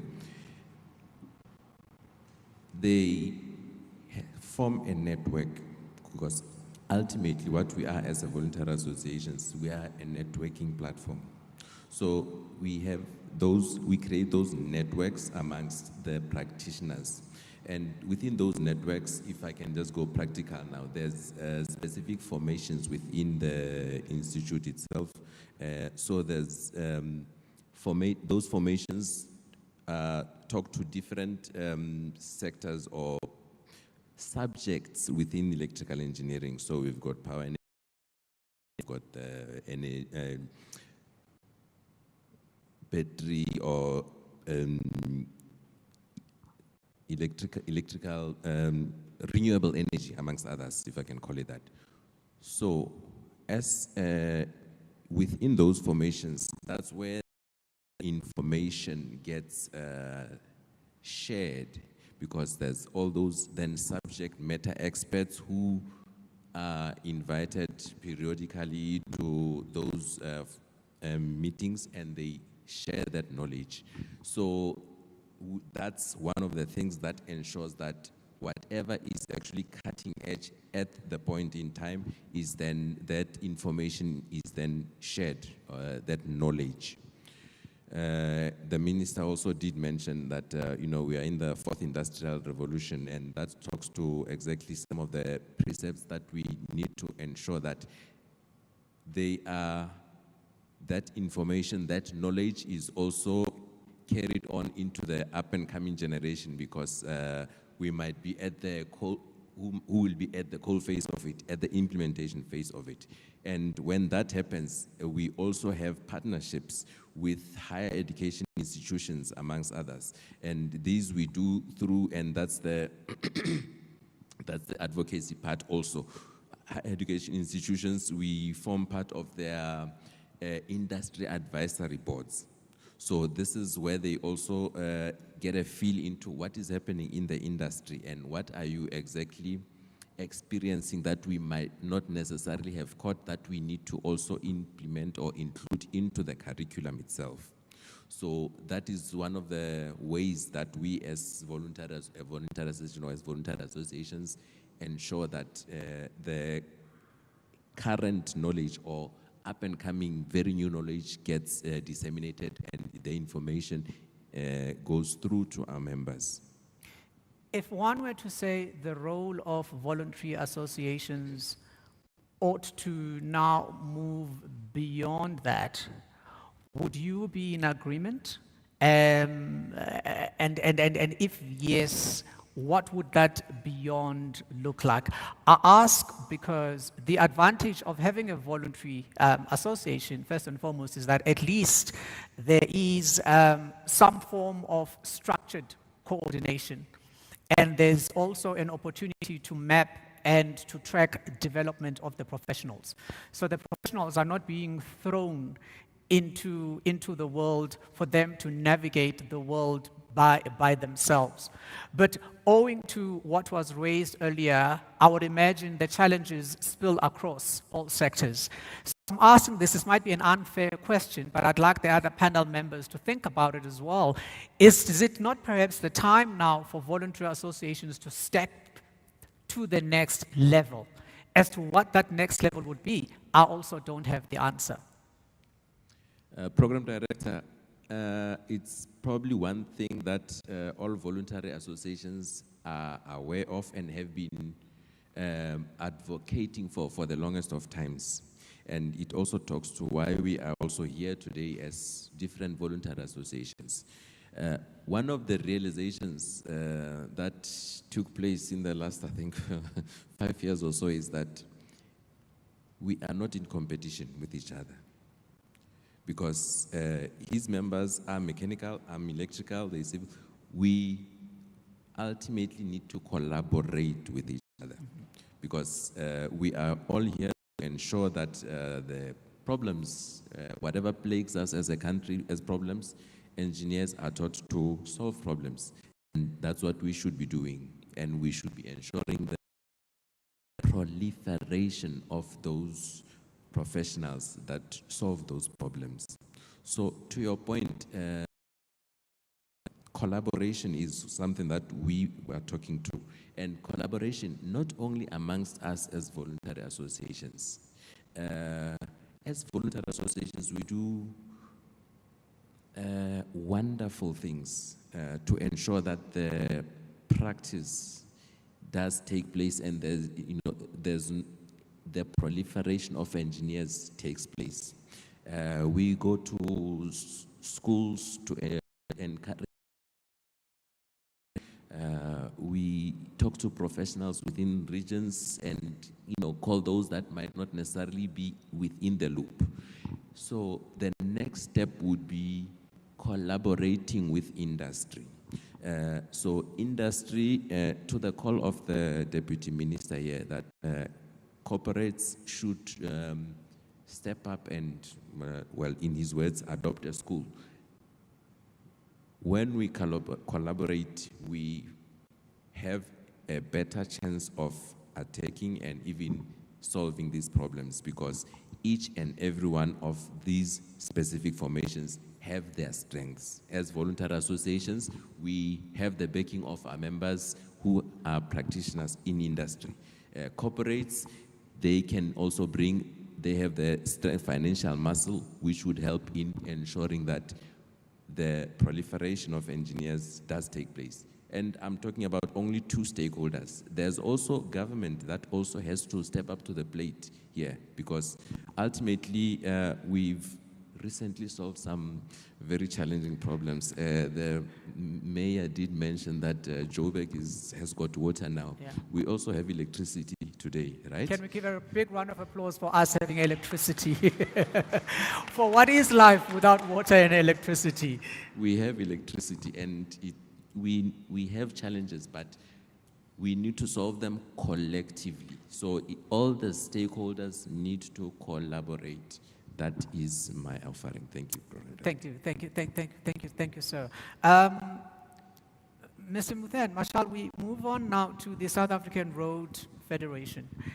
It obviously occupies a distinctive place in the transport and mobility space, where, once again, standards, maintenance, planning, safety, and professional practice, pretty much, one would say, they visibly intersect with public life, because you get to see public life through our roads. You get to see the health of the trial balance of a municipality through our roads. You get to see upward mobility, or the opposite, through our roads. From SARV's perspective, how do voluntary associations contribute to ensuring that those engineers working in the road and transport infrastructure are not just only technically capable, but they are professionally recognized and properly positioned within the sector? Yes, thank you very much for that question. You're absolutely right, and I think about it every day, because whenever anyone sees a pothole on the road, the first people they call is SARF or Sandrol or somebody like that, and it is. And then if you listen to the news in the morning, there's always a traffic segment, and so it is absolutely visible. It is almost a barometer for the state of engineering. I agree with that. In terms of development of professionals, the one thing I really enjoyed hearing from the minister this morning, Deputy Minister, was the impact of South African engineers globally. And that is something that stands behind us, in that the development of engineering professionals, especially in road engineering, transport engineering, is definitely world-class. And that's, if I look at all the comments from my colleagues here, the various challenges that we face in terms of capacity of engineers, the amount of engineers coming out, the absorption of engineers into the industry, those are all the challenges that we face. But further to that is the attractiveness of engineers that are trained in South Africa. There's a pull into Africa. There's a pull of those engineers globally. There's a pull of those engineers into other sectors, not necessarily engineering, the financial sector, for instance. So that is a big challenge for us, and how voluntary organizations can not necessarily look at that as a disadvantage, but look at that as an advantage. So the basis of engineering training in South Africa is very advanced. We've got a few professors in the audience today, and who have really stepped up to the challenge of supplying the necessary engineering education. As voluntary associations, I'm proud to say SARF specifically, but I know all my colleagues around the table support students from the tertiary. In fact, it starts before that. Students are supported in the STEM and mathematics and physical sciences that are required to become engineers from school. Then the voluntary associations do support the tertiary education. The other part of the problem is that the role of engineers is not pure technical. Like Sakadi has mentioned, the social sciences, the environmental sciences, the legal side, engineers need to have a knowledge of all that. And that fits into the idea of what makes an engineer relevant today as opposed to 20 years ago. 20 years ago, 30 years ago, when I was still up and coming, engineering was purely technical. Now you need to have a host of skills, softer skills, the social side, the environmental side, legals, financial even. And that makes the absorption of engineers into the market, those skills are, fortunately, required of young engineers as well. So in order to really absorb engineers into the market, younger engineers specifically, voluntary associations play a role in supporting not only the technical, which is well advanced. Voluntary associations across the board support the technical knowledge of engineers. But where we are, and I know the rest of my colleagues, sponsoring of those other skills, the social skills, empowering younger engineers to have that, the softer side, softer skills that are required for leadership. Because invariably, young engineers have to grow very quickly into leadership positions, into decision-making positions inside the governmental organizations. And if I look at it, there are a lot of young engineers who are very capable, who have the right set of skill sets to function, but it's the softer skills, the decision-making skills, the confidence skills that are required to function effectively, take the right decisions, and that's where voluntary associations step in to form that platform to make sure that those softer skills are now pushed into the market. So for instance, SAF has now invested in a few training opportunities where it's not just technical. It's about how do engineers ensure that safety, occupational health and safety, is at the center of all projects. How do engineers make sure that they comply with the environmental laws? Because if you don't comply with the environmental laws, you cannot push any project forward. How to make feasible projects? How do the engineers motivate feasible projects in terms of financing, in terms of return of investments? Because it's public money invariably that we're investing. How do young engineers cope in the new financial models, like my colleague Chris has mentioned about PPPs? You know, that's very developed all across the world. A lot of African countries use the public partnership funding type of investment way of funding projects. How do our engineers in South Africa handle that? Right from start, when you enter the market, do you have a knowledge of that?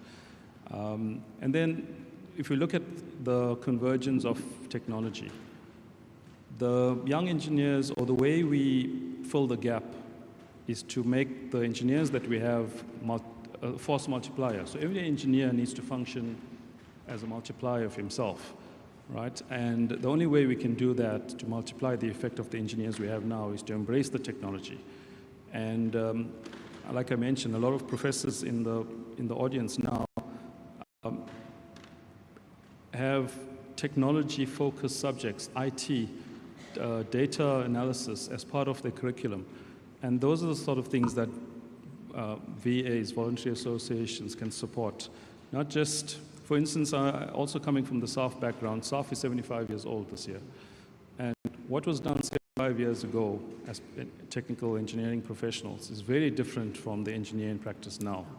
So we have to, and we are doing it, make sure that we support the newer convergence of technology, how to ensure that technology and digital solutions become a force multiplier to make sure the engineers function at 5 times the capacity of what they would have previously.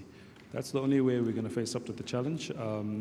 But I think, and also look, if I look at some of the examples of the larger road authorities, like the SANRALs, for instance, they also have their own academies, technical academies, where they empower the younger incoming engineers and technical people to grow quickly into the market, not necessarily, like I mentioned, the technical skills, but also the procurements. Procurement is such a major thing. I mean, 20 years ago, I didn't know how to procure. The public sector procured engineering services and we fulfilled it. And that pushes the race to lower fees, the race downwards to lower fees. But the sense of that inside the SOEs, inside the authorities, inside the government organizations, there's a lot of training that happens to their technical people, to the engineers, on how they should also engage with the outside-facing market. So there's a professionalism on both sides, and as SAF, we are very interlinked with our market. A lot of the road authorities, for instance, are members of SAF, and we support their initiatives. And we're also using our own financial resources, put money back into the industry, into young engineers, to fill that gap. And the gap is not just the availability of engineers, it's also the appropriate skill set that engineers need to have. The issue of appropriate skill set, you also mentioned the soft skills. And one could also look back at how the engineering profession was, am I audible, colleagues? Oh, how it was positioned. Because if you look at the institutions of higher learning and how they profile specific disciplines and careers, engineering fell, for the longest time, it fell under those austere, cold professions where yours was just to learn the skill, go to the field. And of course, now the world has changed. And I would imagine these changes also pose a bit of a challenge, as you have highlighted, to the formations who are tasked to groom this new coterie or this new wave of engineers that have to compete in this environment that now not only requires for an engineer to be that talent that just so happens to know the technical, but this very same talent is expected to be all-encompassing. So this then goes back to how each and every single one of you seated here has a responsibility perhaps to go back and review and look at what is being offered to ensure, or rather where it is lacking in meeting this gap. I see you want to come in, Mr. Campbell, before we go to our mechanical engineering partners. Please feel free. I think there's enough knowledge around by now that informs people that, and often your engineering practitioner, to answer the question raised by a SAF colleague, is often engineering practitioners sought to go and do an MBA to acquire those skills. You don't need an elephant gun to kill an ant. Entities like Consulting Engineers South Africa have for the past 10 years been offering what we call the Business of Consulting Engineering Management Development Program. And that's the tool belt. You've got your technical as a core, the tool belt is your, all of the others. Legal, commercial, interpersonal, all of those, because universities, curriculums cannot do all of the technical and that in a 4-year period. It would make the degree 5 years. So I just thought in case anybody's wondering whether there's nothing out there, there is something. So. Fantastic. Thank you so much, Mr. Campbell. Mr.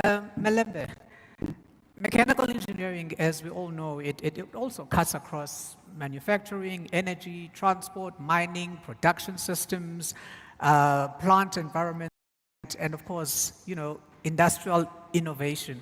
How should SAIMEC or SAIMEC, am I saying it correctly, position its members so that they too remain competitive in this ever-changing, dynamic market?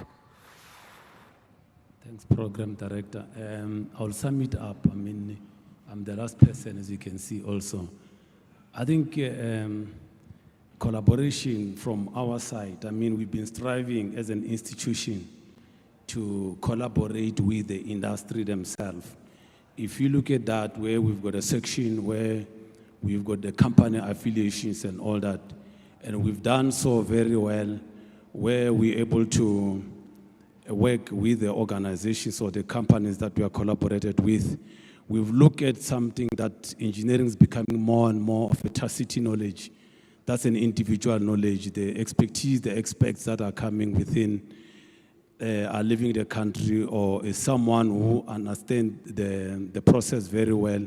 So we get involved into that, and the aim of forming the advisory board panel or the chapters within the institutions. If you look now, there are some sections or chapters that are coming within our organization, like your fire engineering, your welding engineering. Those are the stuff that are done on the high level of abstract from the postgraduate level.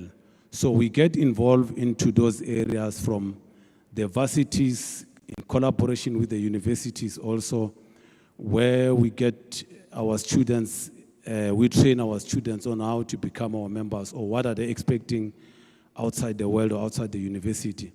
And with this, we've got something called the Professional Development Program, which has been incorporated into the framework, recognition framework from Engineering Council of South Africa. We are mentoring our students for all our engineering practitioners for 11 ECSA learning outcomes. So your ethics, your CPD, validation, review, and activities and training and all that. And then the training programs, since I'm saying that we are in collaboration with so many companies, we trying to enforce back to basic. Back to basic, we mean most of the institutions are no longer, or companies are no longer having training programs. So we want to back that when you come from school or from varsity, our engineers need to be well-trained. Nowadays, we become incompetent engineers where you'll be placed in an area where you'll be filing the drawings or filing the newspapers and all that. So we are standing as SAIMEC and say, no, we want to see our engineers getting involved. They've got programs where we'll be participating as the members of our institution and in collaboration with the levels, the floor supervisors, the engineers, the chief engineers, knowing the progress of our members, how are they doing them. And finally, to sum it up, we have introduced, established a skill and career hub for SAIMEC in collaboration with the Electra Mining Africa. That is happening on the 7th of September to the 11th. It's a all-week event. We will be inviting the universities to come. We've started, I've been crisscrossing the country now in terms of inviting the universities to come into our hub and the TVET to come into our hub and see and source the skill there from a bursary point of view, graduate point of view, to a research point of view. So I'm bringing the companies, it's a mining, automation, the energy sector in one area. And it's not only mechanical, your mining, your electrical will be in that hub also. So this is what we are striving, or this is what we are pushing as SAIMEC. And from there going on, this will be all 4 times a year. We are bringing the companies closer to us with the ultimate goal of assisting our people. Thank you very much. That's very impressive to hear and very encouraging. It would appear, however, and I wish for the colleagues to please do pardon me, should I be presumptuous or perhaps maybe naive, it would appear each association has a program of action. There are activations that are being done, there are civic awareness programs, there are visitations being made to either industry or the institutions of higher learning where the engineers are being trained.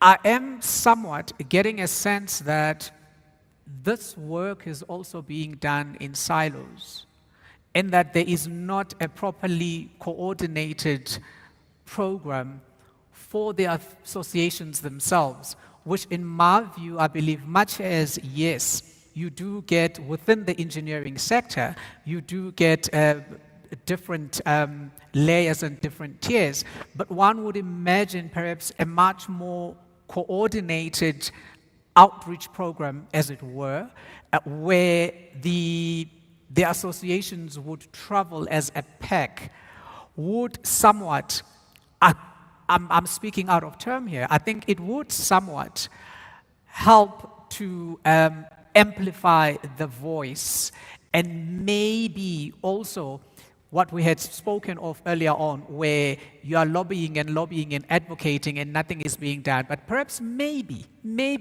if there would be a far much more coordinated, just from an outreach perspective, there's a chance that the bigger voices would be able to break the ceilings.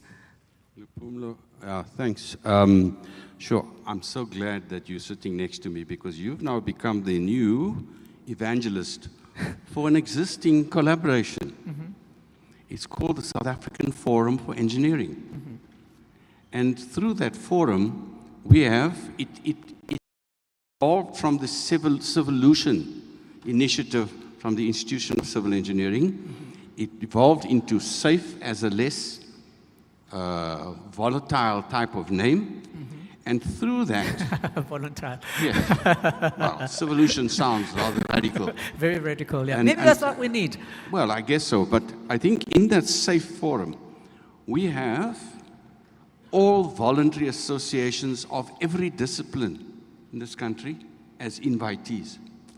We have various universities that offer engineering programs, representatives from the universities. We have ECSA, the statutory body, all meant to be coming together. It's very hard to be herding the cats. And I think we need to start, the penny must drop until and unless we start seeing ourselves as a collective and hunt in packs. This divide and conquer is working against us. We all have networks. We must share them. We should be able to, and short of, I think a couple of years ago, those old ladies standing on the bridge saying to our then president, pay back the money, pay back the money. We are unfortunately not the toy-toying type, but we need to set meetings as a group with government, senior actors in government, the deputy minister, the minister. And we should be able to say to them, guys, enough is enough. We should stop begging for a seat at the table and get away from being on the menu. Because you have a building collapse. The first question in everybody's minds is, who was the engineer? No. We shouldn't be starting with blaming the engineer. The first question is, was there a process in place? Was that followed? And was there an engineer even close by in offering the advice? And these are kind of messaging, because it doesn't help after the fact. And all of the above, and then we make lots of dust and stuff, but very little changes. So we need to collaborate, and short of becoming militant, because that's not how we are. We're not constructed that way. But, and I'm reminded by the words of our current president has in his presentation, very, very telling part of his speech. He says, if not engineering practitioners, then who? Absolutely. Who's going to help solve these infrastructure challenges that we have? Why are we have to be called on after the fact? So yeah. And that should never be the case. Thank you, Program Director. Thank you, Program Director. Also, maybe to add on to that, and I'm going to go out on a limb here. I did mention that we need to collaborate, and collaborating is exactly what Mr. Chris Campbell there is talking to. We need to hunt in packs. And political will that I'm talking to is that, let me frame it this way. We have sitters in the country. And these sitters, they collect levies from, and those are used for training to upskill. I believe as voluntary association, we are doing some, whatever they objected to do, we actually are in line with their mission. And yet, there is no set funding, if I can call it, directly to the voluntary associations. And most of the time, that funding does not necessarily talk to what we doing in essence. So we believe that if engineering is to be taken seriously, there needs to be that the money should be put where the mouth is. Because we're actually doing the Lord's work when it comes to engineering.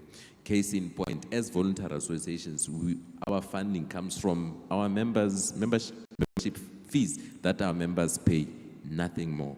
And that is also very limiting. What also does happen is our power comes through volunteering. all our members volunteer in everything that we do, which is what keeps us standing to date. Thank you very much. I fully agree, and I think, as it has been said, for one to make impact, one would have to hunt in packs. And at the risk of sounding insulting, one would imagine that there's a bit of teeth that need to grow, teeth that are going to bite. I'm avoiding the word militant. I'm trying to be creative here. I'm not asking for a revolution, but we also have to be realistic to the nature of government that we have. It is unfortunate that we so happen to have a responsive government, but we have a government that often responds better to force. And I guess for this profession to be where it should be and to get what it's due and for it to be able to deliver what it was meant to deliver, perhaps a bit of force must be applied with diplomacy and tact, of course. We're not asking for guns. Yes, CEO.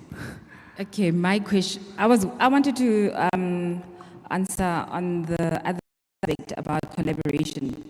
The education and the engineers that are coming out, before you would be a civil engineer, you'd be a mechanical engineer, and there would be clear delineation.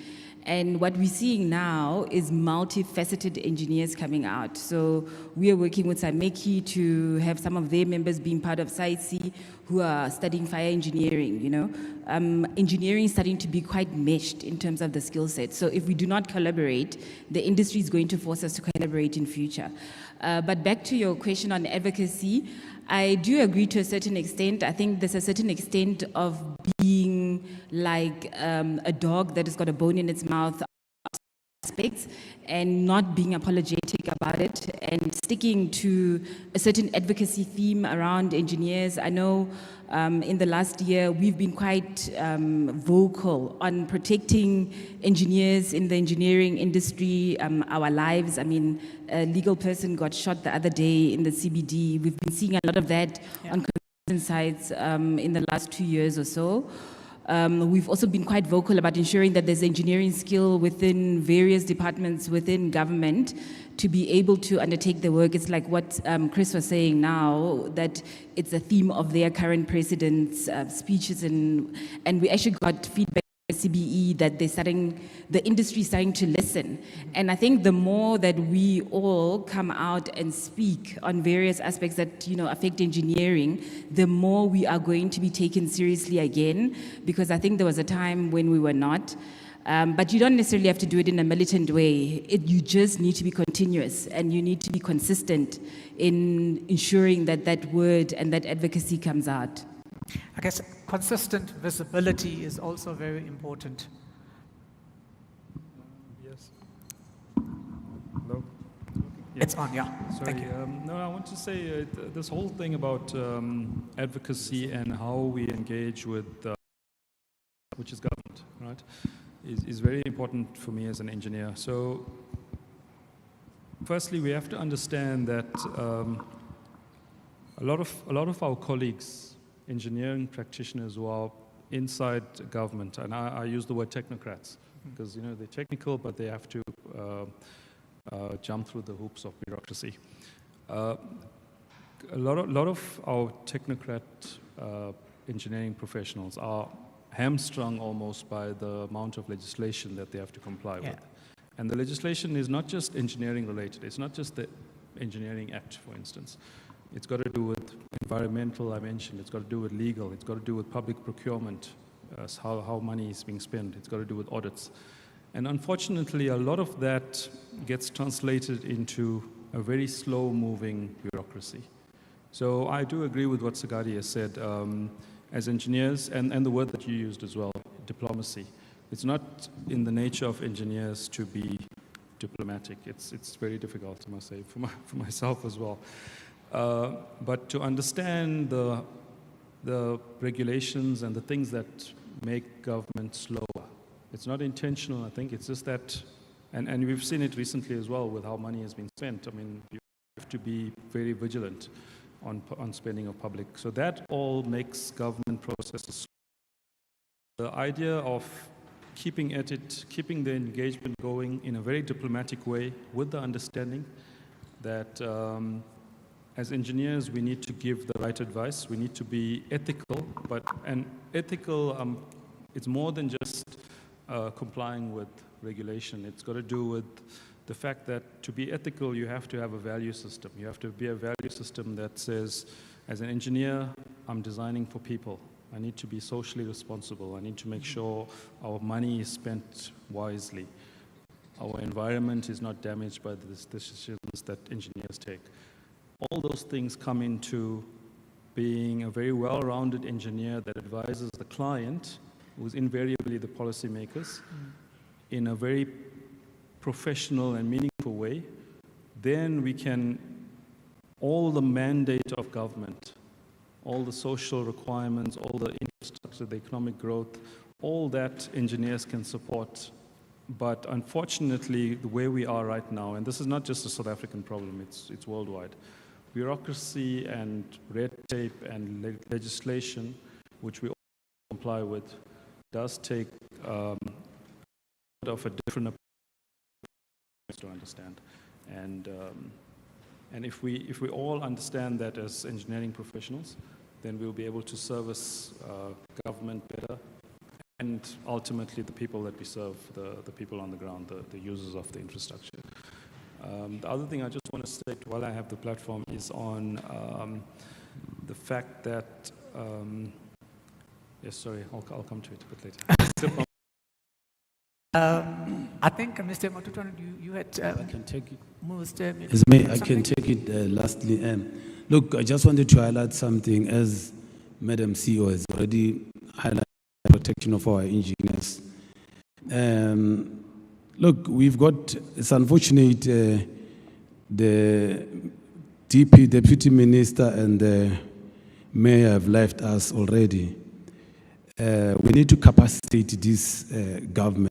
It must happen through public works and all that. If you look at the standards that are used at the moment, we are the policy developers or crafting as the institutions, and we are doing so and we are doing well. Need to be read in conjunction with the standard. We do conform to a certain norm as engineers. We don't, you heard them talking about we design, we maintain, we design, we maintain to conform to a certain standard or specification or codes. So we have obsolete or outdated standards within this country at the moment. So these are the area where these people that are sitting here that can play a very crucial role. And these leakages that we're talking about time and again is something that can be arrested within a very short space of time. And then this lead to board members, the appointment of board members in all those sitters that was talking, other water boards and all that, or tasks like your AG and all that. We understand that those areas requires the subject matter experts, but you'll find that it's dominated by the people that are not engineering orientated. So I don't know what are they discussing in the meeting when coming to that, how to solve our issues, how to solve our problems. And we've got a team of engineers that are sitting here who can add value into those committees and all that. Again, we'll go back to the parliament and all that. We don't have a representation, but through our hard working, we try to push ourselves or to sneak and try to be part of the, to nominate our members to be part of the board members in other areas where they're adding a very important role. So we need to see ourselves as recognized professional bodies by Engineering Council of South Africa to occupy those critical positions. Not me, I'm not talking about for myself, because I've nominated so many members. So that's very important. Members, it's for members, yes. You're not self-promoting here. That's not what you're doing. You know, I think, colleagues, I'm gonna, as we are about to wrap up because we've ran out of time. There was mention of the establishment of the Engineer General. I would like to get, as closing remarks, I'm hopeful that as the associations, at some point, some level of consultation was done within any of your structures. But that's not the question for us to answer now. However, hypothetically, Engineer General was right here in the room, and as panelists, you each had 30 seconds of what you expect of that Engineer General. What would that be?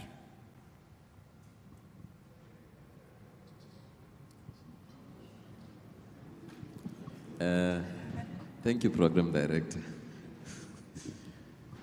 If that Engineer General was in this room, his first task at least would be to take care of firstly, any department, I believe, within government has to have an engineering voice, because engineers solve problems. So he would firstly have to advocate for engineering to be included in decision making. That's I would say, his or her, let me be politically correct, first major hurdle. Thank you. Thank you. Ndate Matutwana? The Engineer General is right here in the room. He's just been installed. I'm assuming they get installed. He's just been installed, and he now needs to get the mandate from you. Maybe I'll go. My take is a bit different, and I said this at the SAICE in Durban last week, that the Engineering Council of South Africa is internationally recognized. Our engineers, like what Marshall was saying, are internationally recognized, globally wanted. We have an issue with engineers after a certain number of years being poached, if I can put it that way, and having that issue of the missing middle to come and train up graduates and young engineers coming through. And with this highly recognized engineering council, it is sad, and it's an indictment on us as engineers, that we've come to this place where we need an engineering general to overlook our work.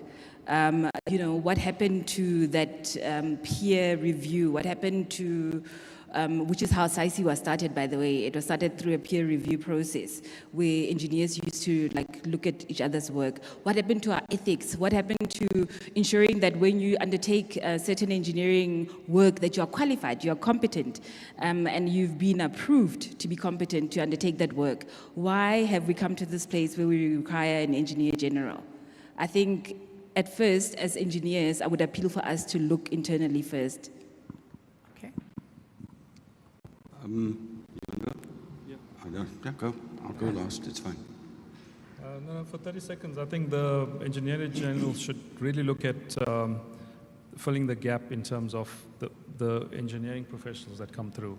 So that means starting with funding of young people. I'm talking about tertiary, at school, from grade 0.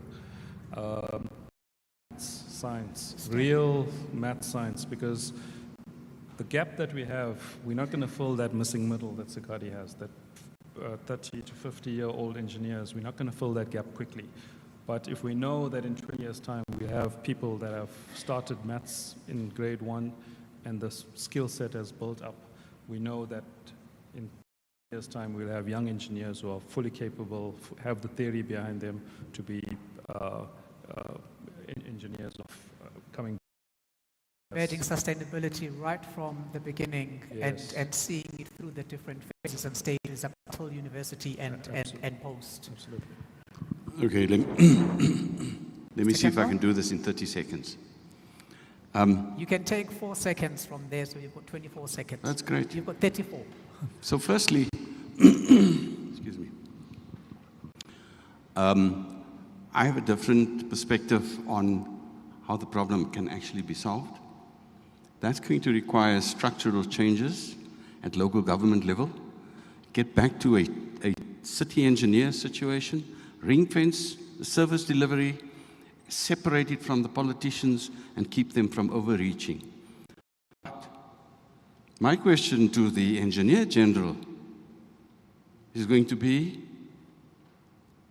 where's your red cape, your blue suit, and what are you doing in this room?